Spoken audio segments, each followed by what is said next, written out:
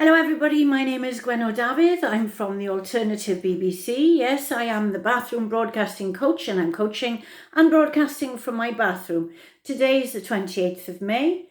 It's session 67 and I am going to be talking about letting go and taking risks. Yesterday I told you how important it was to collect evidence to support your self-belief, and I showed you some of my evidence. Now I'm going to see if I can read this. So this is from the group of pharmacists I worked with for 18 months, some in North Wales by Skype and the others in person in South Wales, and a bit of a mixture of all of it. Anyway, we hope that you have enjoyed your pharmacy experience. We have embraced letting go and taking risks, which is what I'm going to talk about today. When I was co-presenting a radio programme on Radio Cardiff for 18 months called Mac and Welshie Woman, apparently I am the Welshiest woman in Wales, I was lucky enough to persuade Richard Parks from the 737 Challenge to come and talk on the programme. And if we're talking about taking risks, this man definitely knows how to do that. After breaking his shoulder in such a bad way that his life as a professional rugby player came to a very quick end, he had some very, very dark weeks, and then he decided, although he had never climbed in his life, that he was going to climb the peaks of the highest mountains on the 7 continents, also walk to the 3 poles, North, South, and Everest, which is the highest pole of all, in less than 7 months. Now that has to be the biggest risk ever taken, but he did it. The first time anyone has ever done this, and he's Welsh.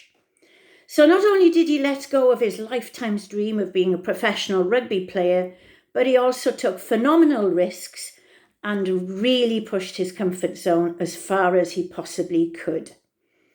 It's strange with these little chats, how you never know where they're going to go, and I didn't think that Parky would take up all of today's session, but he seems to have done that. I'll go back to my pharmacist where I started. They did let go of their perfectionism, which is essential when you are dispensing medication, and they did take risks in their professional lives, because I used to try and persuade them to do things not with 100% of perfection, but to do things with 80% of perfection. Now, talking about letting go, I also had to let go of a lifetime's dream, lifetime from the age of 11. I went to be a physical education teacher in Barry Teacher Training College, and that's all I'd wanted to do from the age of 11. And I had a major problem with my right knee, and ended up being told if I didn't change topics immediately, then I was going to be walking with a stick by the time I was 30. So I ended up having to let go of my dream, and I found it immensely difficult.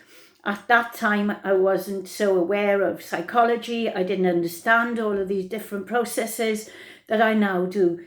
So tomorrow what I'm going to be doing is talking about some ways of letting go with things in the past. So some practical solutions about you can let go of dreams, of ambitions, things that just haven't worked out for you. And that's what I'm going to do tomorrow. Tonight, apparently, I'm not sure if this is the case, but it will be the 10th time we will be standing on our doorsteps thanking the NHS and core workers for their contributions in keeping us alive and safe. I hope to see you there. I shall be making a noise as usual, and I will see you tomorrow, and I will be talking about some pragmatic solutions on how to let go.